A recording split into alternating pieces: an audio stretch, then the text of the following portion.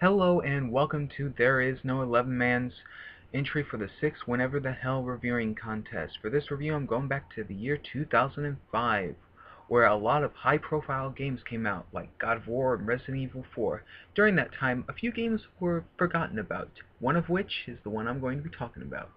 A game full of magic and mysticism, of monsters and spirits, a game full of great ideals and a deep plot. That game is Jade Empire. So without further ado, it's time to get on with the review. First up, the graphics.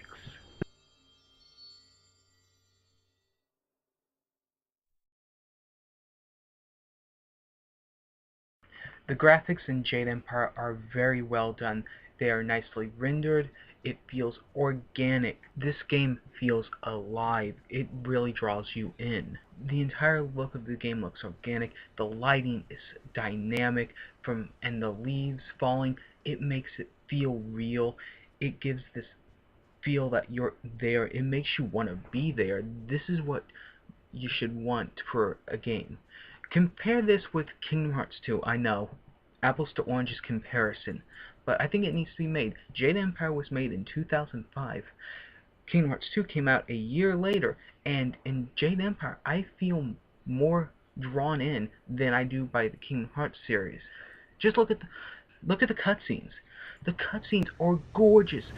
They are what I expect on an Xbox 360 or PlayStation 3 game, not on an Xbox game. Okay, now on to the voice actors and soundtrack. Now on to voice acting and the sound design. This voice acting is top-notch, with a star-studded cast such as Nathan Fillion, who provides the voice of Gao the Lesser. You may also know him as the captain of the Firefly in Serenity. Robert Ekin Downes, who provides the voice of Sagacious Sue. You may also know him as Travis Touchdown from No More Heroes and Luxord from Kingdom Hearts 2. Cam Clark, who provides the voice for Sky. You may also know him as Simba from the Timon and Pumbaa series, and Liquid Snake!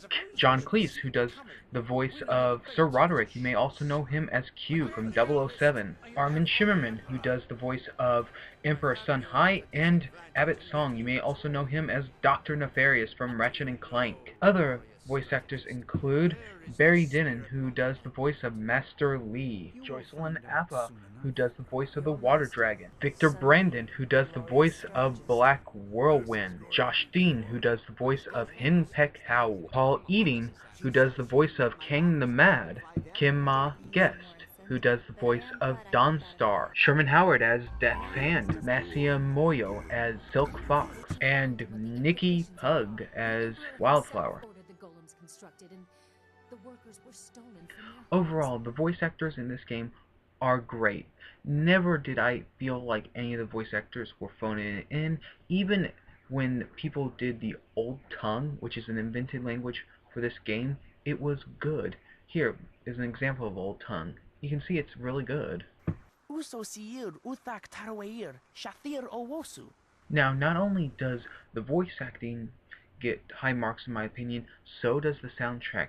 Here, take a listen.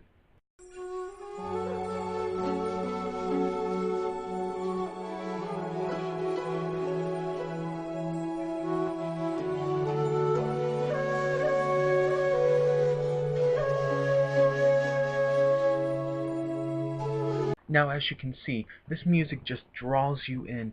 It feels so alive. It draws you into this world of myths and legends and just takes hold of you and allows you to feel like you're in this world.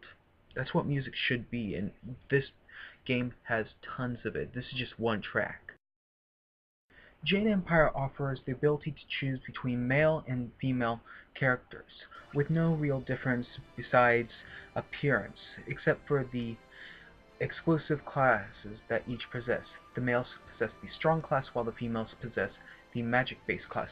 You can customize your character to be these classes, but these are what the defaults are in the game. Now, for leveling up, when you level up within the game, you get 3 points which you can spend on your 3 stats. Body for health, mind for your focus, which allows you to use weapons and enter your bullet time effect pretty much, and Spirit, which allows you to increase your magic ability or healing. You also get the ability to upgrade your weapons and attacks with points you gain when you level up, each having cost reductions, speed increases, damage increases, but that's not where the game truly shines. It shines in the gameplay itself. The combat controls and everything are really well done. Hold on for just a second, I need to do something. Off with his head! Sorry about that, just had to do that. Now back to what I was saying. You have the ability to actually jump over your enemies, to dodge roll around them. You have the option of 4 different styles at one point where you can switch on the fly between your melee, your weapon, your support, and your magic or transformation. This will be important because some enemies cannot be hurt with some type of attacks. Also, the design is very well done in this game. They use Asian mythology with the enemy designs. They have toad demons, horse demons, rat demons.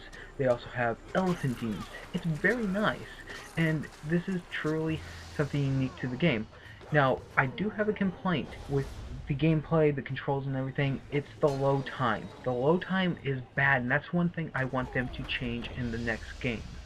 But it's not a deal breaker. It's just, I don't like the load times. They're a little bit long. But the combat is really well done. By pulling the trigger on the Xbox controller, you can flip between targets. It's fluid. Unlike Fable, who has a combat system that's really stiff, Jade Empire has a much more fluid, much more immersive combat system. And again, you want a game to be immersive. That's what you want in a game. Alright, now on to the plot. But before I get on to the plot, I want to talk about a philosophical idea that is introduced within the game, and that is the idea of the gray area. The idea that good can be used for evil, and evil can be used for good. An idea that chaos can actually be used to do good things. Something that's similar to the idea that is used in the V for Vendetta book. Now, I want that expanded upon in the next game, but that's enough about that. On to the plot. You play as the student of Master Lee, living in the town of Two Rivers.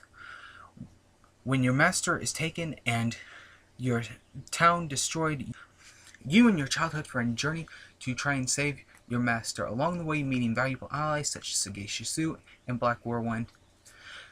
When you finally do find your master, you have to confront the Emperor, the man who has corrupted the Empire and has caused unrest amongst the spirits. Now, before I go on, spoiler alert. For those who don't want to be spoiled, I will use this image of a soda can to signal when the spoiler is done. So I'm going to give you about 3 seconds to get on out of here. 1, 2, 3. Okay. After you defeat the Emperor, you are greeted with the cutscene showing your master taking up the Water Dragon Crystal. He kind of congratulates you, but something's off.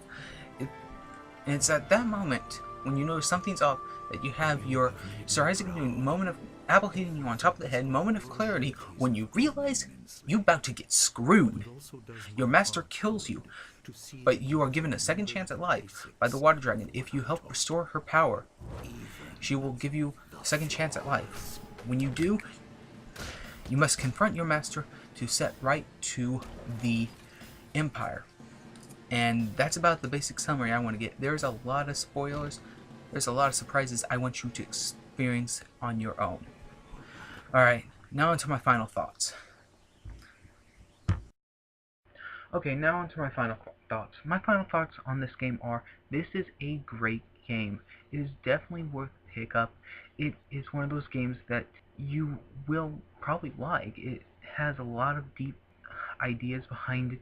It has one of my favorite weapons of all times, Tang's Vengeance. The axe is in the game, which is one of my favorite weapons of all time. It's a great overall game.